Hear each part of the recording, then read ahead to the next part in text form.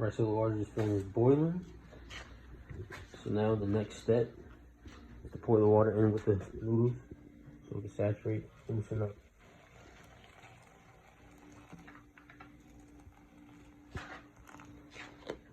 Cover it up.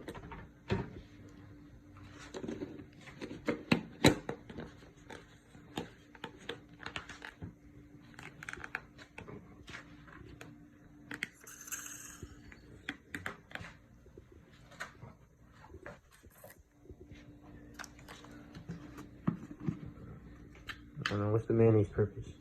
Mayonnaise goes inside once I drop the noodles, the hot noodles on top of the toner.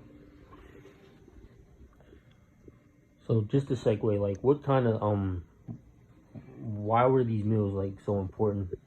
Survival. They only feed you by portions.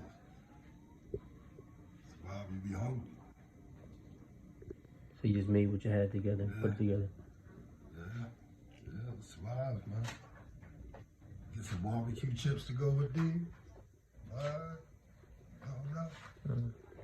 So what were you saying earlier about another kind of like meals you would put together, like Jack Mac? Explain that again. Oh, the Jack Mac.